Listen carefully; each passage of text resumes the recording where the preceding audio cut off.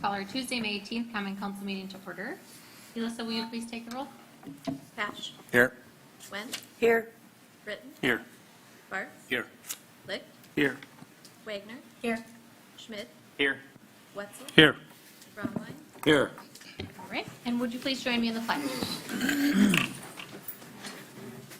I pledge allegiance to the flag of the United States of America and to the republic for which it stands, one nation, under God, indivisible, with liberty and justice for all. All right, the first item on our agenda is the minutes of the council meeting from May 4th, and then revised minutes from March 2nd.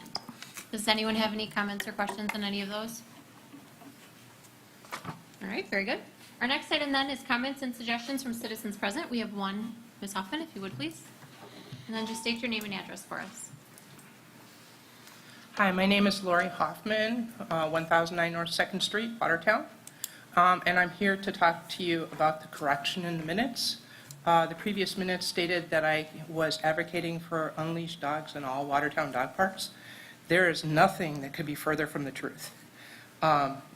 Unleashed dogs and leashed dogs should never be combined. It's a dangerous situation, and I would never advocate for it. What I was trying to say, and I'll make this short and sweet, is our current dog park that we have on the Boomer Street dump is woefully inadequate for most dog owners. It's almost impossible to get up that hill if it gets a little slippery, and in the wintertime, it is impossible to get up that hill without killing yourself. So it's unused by a lot of the dog owners.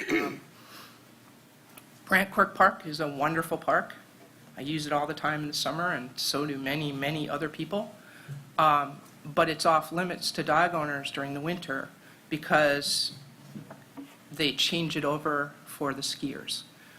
If I were to advocate for any changes in the parks here, I would advocate for Brant Quirk Park to be year-round dog walking trail because it's the only one we have that's safe. Again, Boomer Street Dog Park is not safe to get up that hill, and they can't fix it because it's a dump and they can't dig.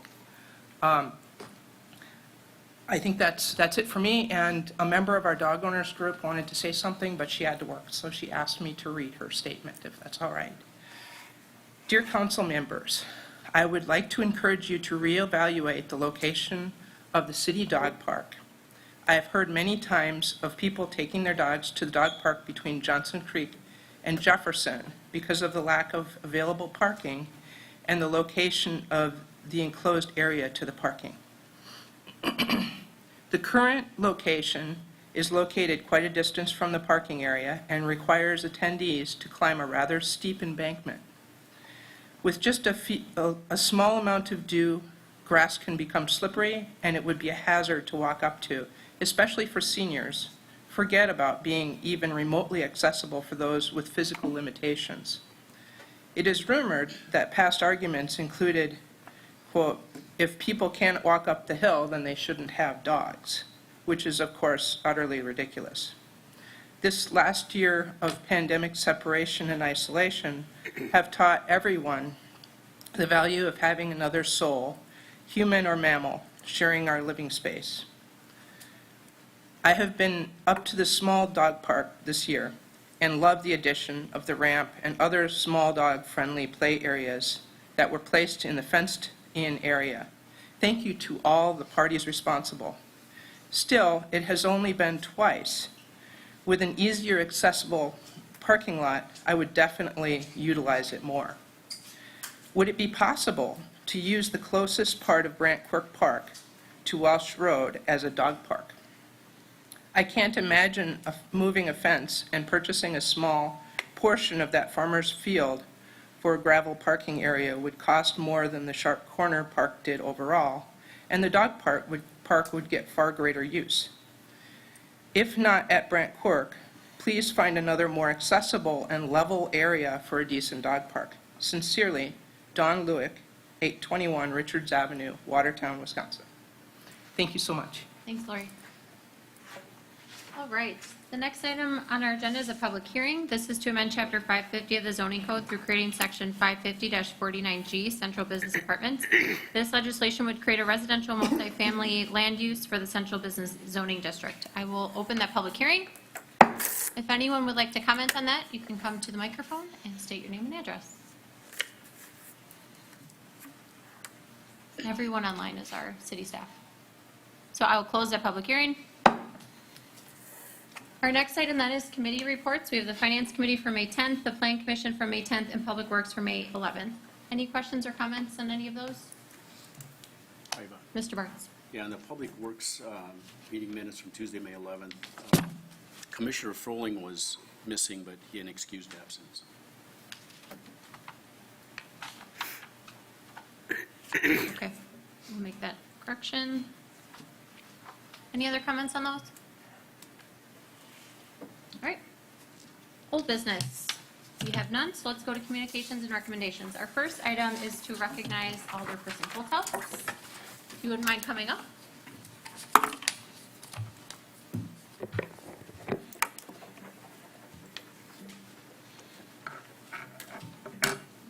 No, isn't it nice? That's beautiful. I can hand that to you now. We always appreciate the opportunity to recognize our alder people for the service that they've had on the council. Alderperson Holthouse was with us for a term, and her second term was cut short, but I was back there elbowing her into hopefully being on a board or committee when she is settled into her new role and ready to go.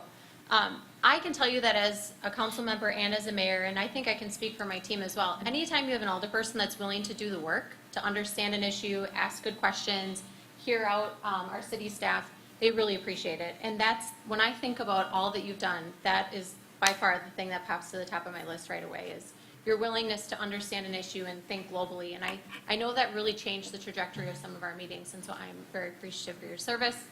And I know that our city team joins me in that thanks as well. So please join me in thanking Jill for her service.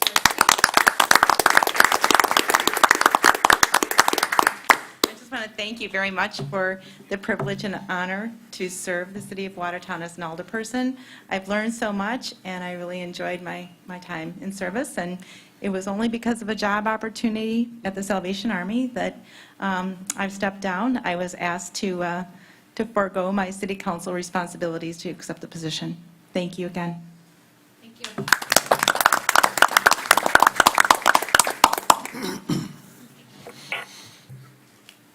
All right, well, before I get too comfortable, our next item is employee recognition. If Mr. DeWitt would join me.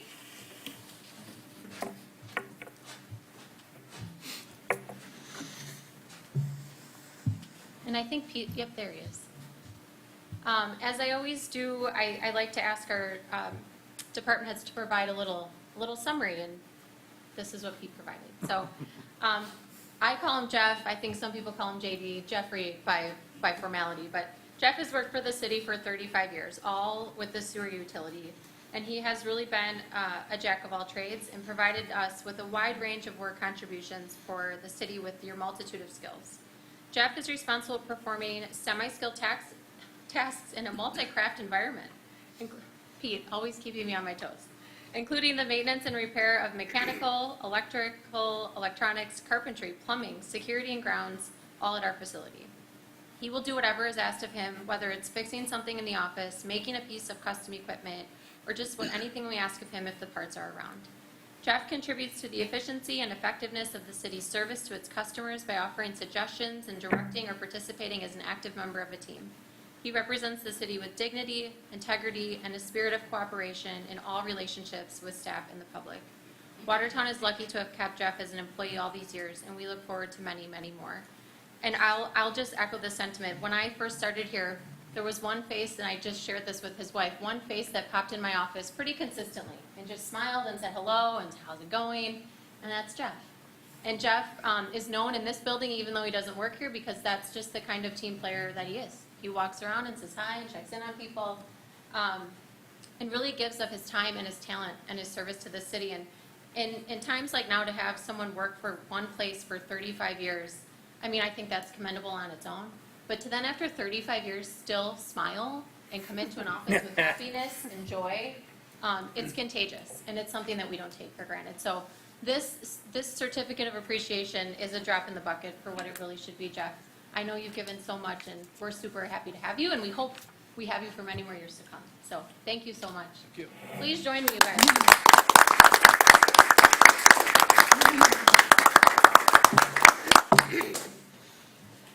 All right. Our next item then is committee appointments. There's a list in there for your consideration. Here, I'll make a motion to approve Aaron Schrader and Sherry Martin to the licensing board. Thank you. Is there a I'll second? second that. Second by Wen, motion by Ritten. Any comments? All those in favor, please say aye. Aye. Anybody opposed? All right, the next two items are just FYIs for you. In your packet is the Health Department Annual Report. Carol is with us. Are there any questions on that report? Okay. And then our next is the Police Department Annual Report. Any questions on that one for the chief? All right. Our next item then is our COVID-19 update and discussion. Carol is with us this evening, but just give me 1 second, Carol.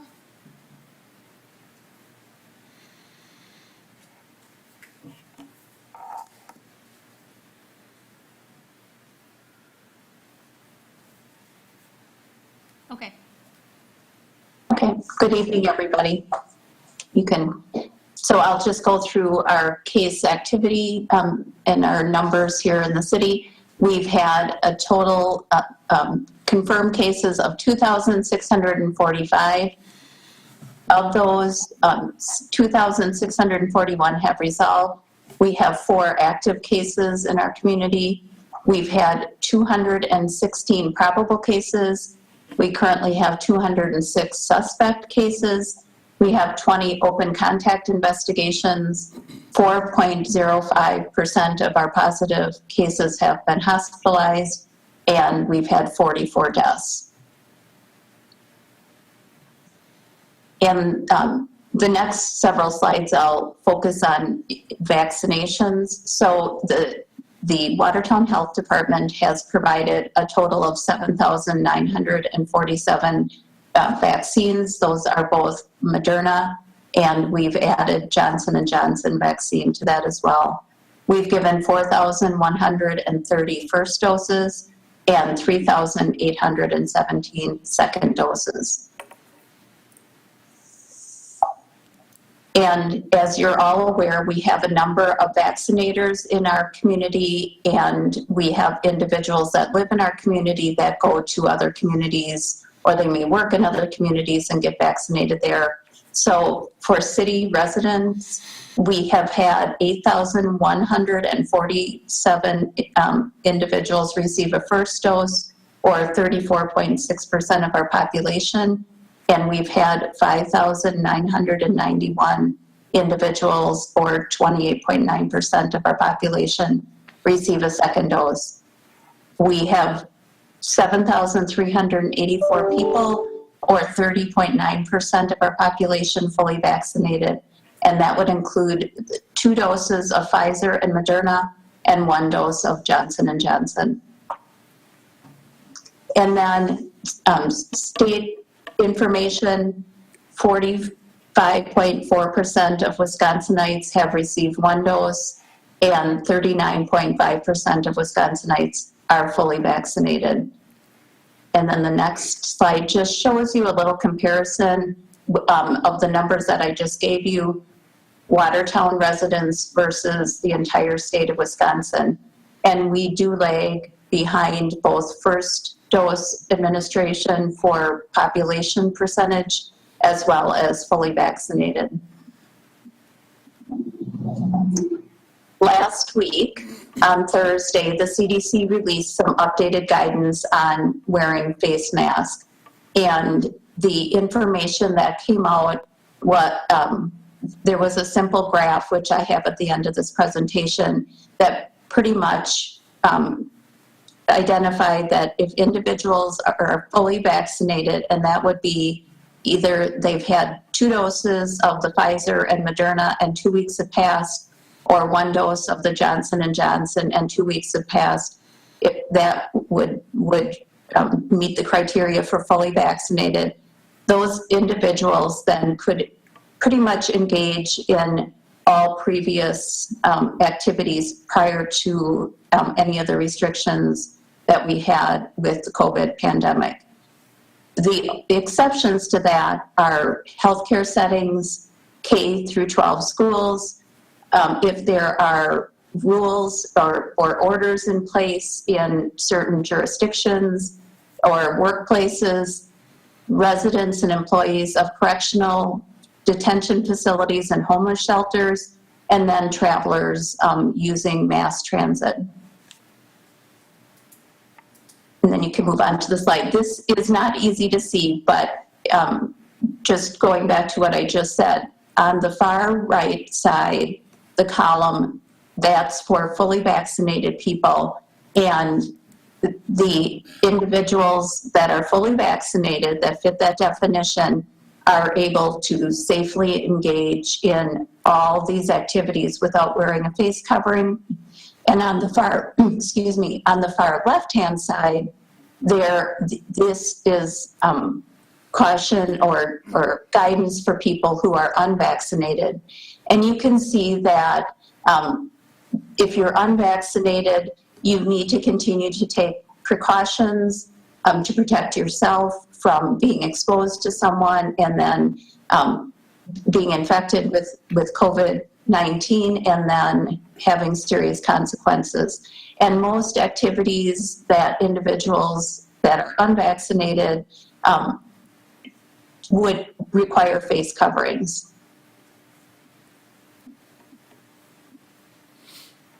Questions for Carol? Mr. Reed? Hey, Carol, this is Alder Written. Going back to the vaccination percentages and totals, is it safe to say right now in the city of Watertown, the supply of the vaccine far exceeds the demand?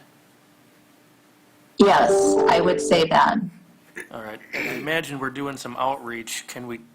Is there a way to measure how that's working, or do we need to change our outreach to get more people vaccinated? Because I think 30% is way too low right now, in my opinion. Yes, so I could go into a little bit more detail about what we're doing. We have had a number of, as you're aware, we had clinics early on by appointment only. And the last several weeks, it could even be a month now, I might have even talked about it last time at the last meeting, our clinics now are all walk-in. And we had a pause on the Johnson & Johnson vaccine, but now we're able to give it and have been giving it. And, there are people that are interested in receiving that vaccine because it's just a one-dose vaccine. So we're able to accommodate individuals with providing that vaccine. We're also working with employers. I actually just finished up a clinic at an employer just a little bit ago tonight, and we will continue to do that.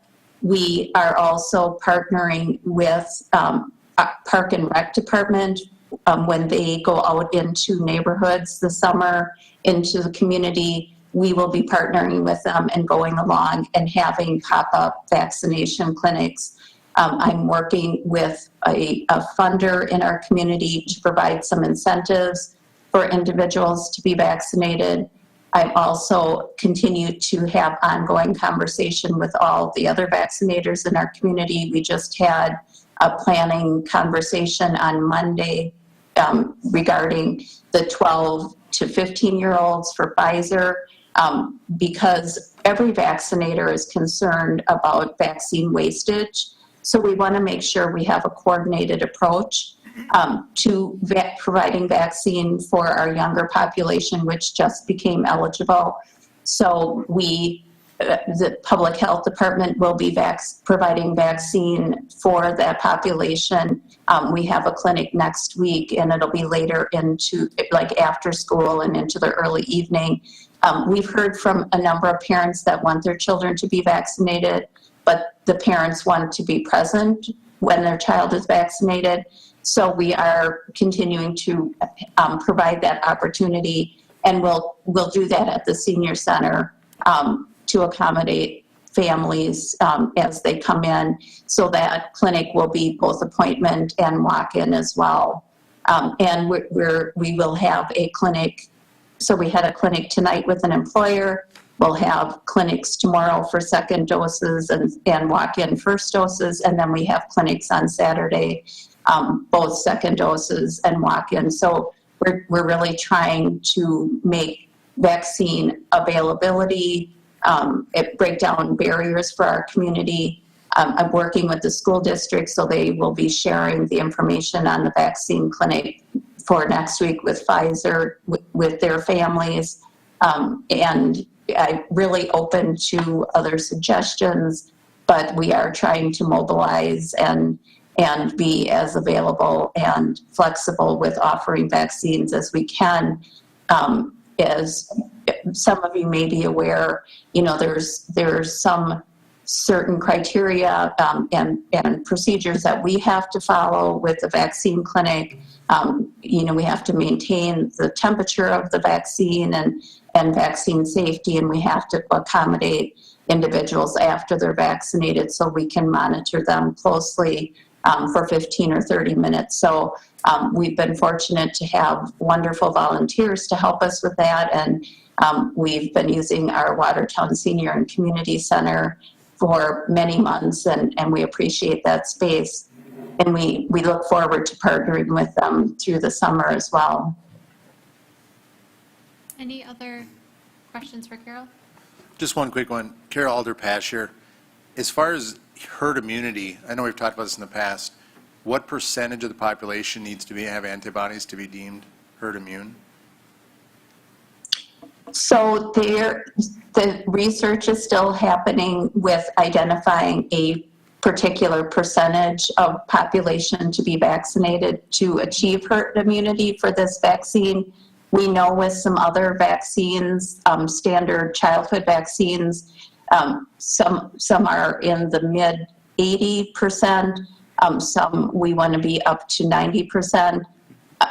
Right now with vaccine uptake, we know that we probably will not achieve that over this short period of time, but over the long haul, we hope to be able to provide vaccine to individuals and have conversations with individuals to raise our vaccine rates. That's something that the providers and I talk to our providers regularly, and that is a message that they continue to share with their patients.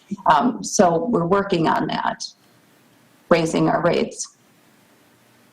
Thank you. Anybody? Yes, you're welcome. All right. Thank you, Carol. Yep, thank you. Okay, our last item under this topic then is just a reminder that because of the special election, the Common Council meeting that's on Tuesday, the 15th, will be moved to Monday, the 14th. So just make a note of that on your calendar, please. We have no new business. Our next is the accounts payable. You're the mayor. I move for all accounts payable. Motion by Bromline, It's close. second by Wetzel. Caught himself that time. Any questions on the accounts? All right, Elissa. Bromline, Aye. Hatch, Hi. Went, Aye. Britton, Aye. Bartz, Aye. Lick, Aye. Wagner, Aye. Schmidt, Aye. Wetzel, Aye. All right, next is reports and miscellaneous business. You have the cash and investment summary from April 30th, the Historic Preservation and Downtown Design Commission from March 17th and April 7th, the Library Board from March 11th and April 8th, the Main Street Program from March 16th and April 20th, the payroll summaries of April 21st to May 4th, Police and Fire Commission from May 10th, reserve balances from April 30th, Site Plan Review from May 10th, the Tourism Commission from April 8th, and Zoning Board of Appeals from May 11th. Does anybody have anything on any of those minutes? All right, let's go to licenses then. Our first is an application for a Class B malt liquor license for Crescendia Sanchez at Fiesta La Margaritas, 1512 South Church. Is there a motion for that? I'll make a motion. Motion by Went. Went, second by Bartz. Any comments? Do we know, Mayor, is this a startup business or are they moving in? Do we know any background on that? It's my understanding, Elissa, this is the one that's going into the old Sprecher? It's my understanding that they have other restaurants. Okay, thank you. Other questions? All right, all those in favor, please say aye. Aye. Anybody opposed? All right, next is an application for a Class A malt and liquor license for P&J Enterprises LLC doing business as Watertown BP at 330 Summit Avenue. I'll move for that, Madam Mayor. Motion by Romline, Second? second by Pesh. Comments? All those in favor, please say aye. Aye. Anybody opposed? All right, our last is a temporary premise amendment application for the Moose Lodge, 830. Tom Godfrey is the agent at 1222 Juneau Street for June 3rd and July 8th from 5 to 8 p.m. to include both parking lots. I'll make that motion. Went. Motion by Wendt, I'll second that. second by Ritten. Any comments on this one? All those in favor, please say aye. Aye. Anybody opposed? All right, let's go to ordinances. Our first is ordinance 21-21.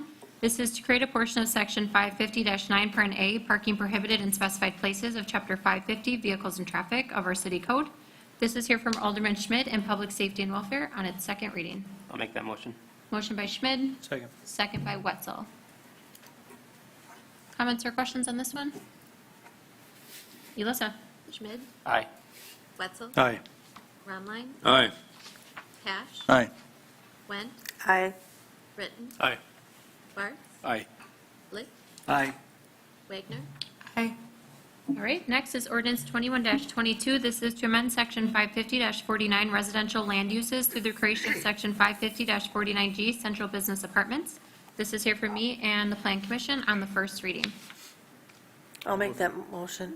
Motion by Wendt. Whose hand was that? Second by Wetzel. Comments or questions? Elissa? Went, Aye. Ritten, Aye. Barth, Aye. Lick, Aye. Wagner, Aye. Schmidt, Aye. Wetzel, Aye. Romline, Aye. Cash, Aye. Next is ordinance 21-23. This is to amend section 550-15 definitions through the addition of language. This is again here from me and the Plan Commission on the first reading. Ms. Pasch, I'll move to approve ordinance 21-23. Motion by Pash. Second. Second by Licht. Comments or questions? Elissa? Cash, Aye. Went, Aye. Ritten, Aye. Barth, Aye. Lick, Aye. Wagner, Aye. Schmidt, Aye. Wetzel, Aye. Romline, Aye. All right, next is ordinance 21-24. This is to amend section 550-34 Central Business District through the creation of section 550-34B, paren 2, paren K, Central Business Apartments. This is here from me and the Plan Commission on the first reading. I'll move for that, Mayor. Motion by Romline, second by Bartz. Any comments or questions on this one? Alyssa? Romline, Aye. Cash, Aye. Went, Aye. Ritten, Aye. Barth, Aye. Lick, Aye. Wagner, Aye. Schmidt, Aye. Wetzel, Aye. Next is ordinance 21-25. This is to amend section 550-50B husbandry through the removal and addition of language. This is here from me and Plan Commission on the first reading. I'll make that motion. Thank you. Motion by Schmidt, I'll second that one. second by Ritten. Comments or questions on this one? Alyssa? Schmidt, Aye. Wetzel, Aye. Romline, Aye. Cash, Aye. Went, Aye. Ritten, Aye. Barth, Aye. Lick, Aye. Wagner, Aye. All right, let's go to resolutions then. The first is Exhibit 9215. This is a resolution to update the Health Department facility fee schedule to reflect changes in ATCP 75. This is here from Alderman Ritten and Board of Health. I'll move for Exhibit 9215. Motion by Ritten, I'll second. second by Wendt. Comments or questions? Mayor, Mr. Cash. Question, just with this, I'm not familiar with this, the ATCP. How has this changed in terms of this, the scoring? I mean, that's the material change in this, right? I'm going to go to Carol. Go ahead, Carol. So I'm going to get into the weeds just a little bit. So several years ago, Department of Health, we were an agent of theirs, and through the Department of Health, we licensed restaurants.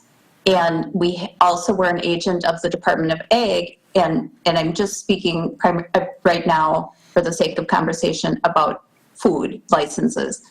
So the Department of Ag, we were an agent of theirs, and we licensed grocery stores, convenience stores, any place that had food. And several years ago, those two food inspection programs combined and all moved over to the Department of Ag, Trade, and Consumer Protection.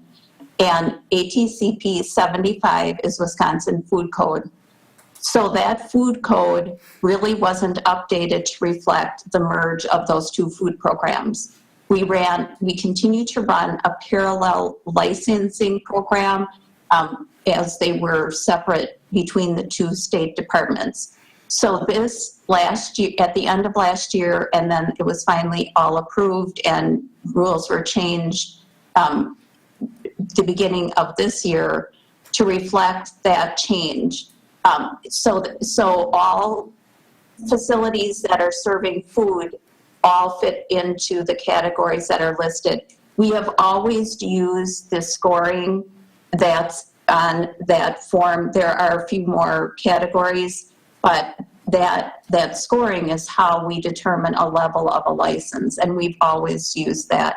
So there isn't too much that's changed except for what I pointed out in the resolution, that one category is eliminated, which it really makes sense. The category that was eliminated would be mostly gas stations that had maybe some cappuccino machines and really not any other potentially hazardous food. So the change in licensing for them is really quite appropriate. I hope that answers your question. Yeah, just a quick complimenting question to that, Carol. With, we're seeing this growing demand for new restaurants coming to the area. How many health inspectors do we have that enforce this currently? Right. So we have a consortium with Jefferson County, which has been in place since 2000. And we have 3 full-time registered sanitarians that are responsible for certain geographic area between the city of Watertown and Jefferson County for inspections, but then our other environmental health programs as well. So we have 3 full-time staff, and then we have some of our support staff is designated to support the work of our environmental health program. Great. Thank you, Carol. Yep, you're welcome. Any other questions for Carol on this one? Elissa? Ritten, Aye. Barth, Aye. Licht, Aye. Wagner, Aye. Schmidt, Aye. Wetzel, Aye. Rumling, Aye. Cash, Aye. Went, Aye. All right, next is Exhibit 9216. This is a resolution to designate the public depositories for the city. This is here from me and the Finance Committee. So move. Motion by Licht, I'll second. second by Ritten. Comments or questions? Would you like the roll? All those in favor, please say aye. Aye. Anybody opposed? All right. Next is Exhibit 9217. This is a resolution to accept the bid for publication of the council proceedings and city advertising and designate an official city newspaper. This is here from me and the Finance Committee. I'll make the motion for Exhibit 9217. Motion by Ritten. I'll second. Ooh, second by Bart. Sorry, Mr. Comments or questions? Mr. Pash. I'm talkative tonight, Mayor. I think this is great. In terms of understanding the cost implications, it's laid out here, but do we have an idea, like roughly what's going to cost on an average? Well, you can go. I don't. Okay. It depends how many public hearings we have in a year, how many legal notices we have in a year. It really varies Okay. every year, and the rates are kind of set by the state. So Okay. You can Again, I stop think it's me. great. feel like I we just, have- just what's out there. And stop me if I'm not thinking correctly, and I'm going to go to you too to ask you, because I think you might have an idea how much you budget for it. We budget around 22,000, 25,000, 27,000. Did you say? 20 some. Oh, yeah. So we budget somewhere around 22,000 for these types of publications, and then Jacob budgets some too? Okay. So that's a rough idea. Great. And again, I think it's great. It's a good question. Yeah. Any other questions on this one? Elissa? Britton? Aye. Barth? Aye. Lick? Aye. Wagner? Aye. Schmidt? Aye. Wetzel? Aye. Romline? Aye. Pash? Aye. Went? Aye. All right, next then is Exhibit 9218. This is a resolution to direct city staff to enter into contract negotiations with Accurate Appraisal for the revaluation and assessment services for years 2022 to 2025. This is here from me and the Finance Committee. I'll make the motion for Exhibit 9218. Motion by Ritten, Second. second by Licht. Questions, Mr. Ritten? So on the exhibit here, it doesn't appear to me the language matches what was moved for and approved at the Finance Committee in the minutes. I got it in front of me here. The motion of Finance Committee was to recommend staff to negotiate for contract for assessment services with Accurate Appraisal for exterior revaluation in 2022 and a market update in 2024. So it seems like I'm reading something different in the exhibit, in the resolution here. So the bottom, in the listed items, the bottom one, we still have listed as 2025. That was my error. I didn't move the market update from 25 to 24 between finance and. Do we need an amendment to update this, or? Sure. Would you like to make that? I would. Okay, so to level set with everyone, we're on, in the middle of the page through the list of underlined items, we're in that second list, the second item, where you see the date 2025, the Finance Committee did update that to 2024. So I have a motion for that by Ritten and a second by Bartz. Does anyone have questions on just that? So we're voting just on that change. All those in favor, please say aye. Aye. Anybody opposed? Thank you for pointing that out. All right, so now we're at an amended resolution for 2024. Does anyone have comments or questions? Question. Yes, Mr. Wetzel? It's for accurate appraisal. See, it says associated appraisal, then accurate. After the last whereas, it says associated appraisal. Should that be accurate?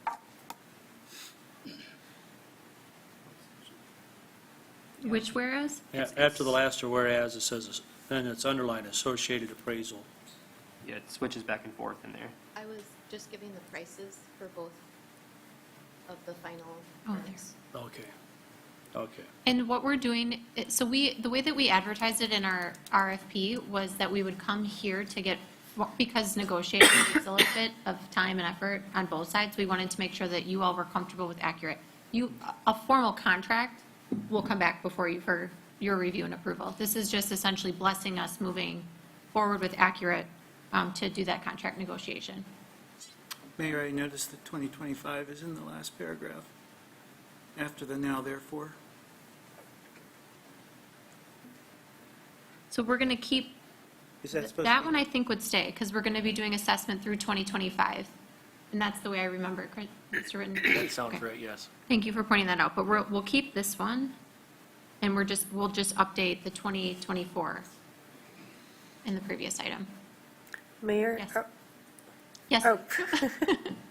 Are we just doing the exterior evaluation, or are we doing both? we're doing an exterior reval in 2022, and then it would be maintenance only for 23, and then we would be doing a market update, which isn't an exterior walk. Do you want to speak to that? A market update is just an update of values with current market conditions, but they don't actually walk every property. So for this contract term that we'll negotiate, we'll just have an exterior walk for 2022. We haven't done one for a decade. Is that correct? 2012. Okay, it's been a while. So again, once we get to a negotiated point, we'll bring that back before you all. But if you have questions between now and then, please let me know. This isn't something that happens all the time, so. Other comments or questions? Just to clarify, does the company that we're agreeing to enter into contract with, is your negotiations would be Accurate Correct. Appraisal, not Associated Appraisal? Correct. Okay. Anybody else? Do you want the roll on this one? Go ahead. Ritten? Aye. Bartz? Aye. Licht? Aye. Wagner? Aye. Schmidt? Aye. Wetzel? Aye. Romline? Aye. Pash? Aye. Went? Aye. All right, next is Exhibit 9219. This is a resolution to authorize a budget amendment within the Capital Projects Fund and approve installation of new roofs on the buildings at the Aquatic Center. This is here for me and the Finance Committee. Pasch, I'll move Exhibit 9219. Motion by Pasch, second by Rumline. Comments or questions on this one? Elissa? Pasch, Aye. Went, Aye. Britton, Aye. Bartz, Aye. Lick, Aye. Wagner, Aye. Schmidt, Aye. Wetzel, Aye. Rumline, Aye. All right, next is Exhibit 9220. This is a resolution to award the 2022-2023 Annual Street and Utility Program Design Project to Rupert and Milkie. This is here from Alderman Wetzel and Public Works. I'll move for 9220. Motion by Wetzel, Second. second by Bartz. Comments or questions? Elissa? Wetzel, Aye. Rumline, Aye. Pasch, Aye. Went, Aye. Britton, Abstain. Bartz, Aye. Lick, Aye. Wagner, Aye. Schmidt, Aye. All right, next is Exhibit 9221. This is a resolution for the Water Utility Cross Connection Inspection Program. This is again here from Alderman Wetzel and Public Works. I'll move for 9221. Motion by Wetzel. Second. Second by Rumline. Comments or questions on this one? All right, Elissa? Wetzel, Aye. Rumline, Aye. Pasch, Aye. Went, Aye. Britton, Aye. Bartz, Aye. Lick, Aye. Wagner, Aye. Schmidt, Aye. All right, and then our last one this evening is 9222. This is a resolution for the wastewater utility 2020 compliance maintenance annual report. This is here from Alderman Wetzel and Public Works. I'll move for 9222. Motion by Wetzel, second by Rumline. Questions or comments on this one? All those in favor, please say aye. Aye. Anybody opposed? All right, our next item then is comments and suggestions from citizens present. Would you like to? Go ahead. Hi, Lori Huffman again. I just have a comment for Carol Quest on the vaccination and how to improve vaccination rates. I believe everyone should have a choice, but my husband and I looked around for some place to get vaccinated for about a month and didn't find any place that we didn't have to take off work in the middle of the day. We finally got vaccinated at the city, which was really great. We really appreciated their walk-in service. But a lot of us work out of town, and it would be really helpful if they held city vaccination clinics at the senior center, like the ones at the senior center, in the evening, so people who work outside of town could have access to that. Thank you. Anybody else? All right, with that, I'd look for a motion to adjourn. I'll make that motion. Motion by Schmidt, second by Rumline. All those in favor, please say aye. Aye. Anyone opposed? All right, thank you, everybody. Have a good evening.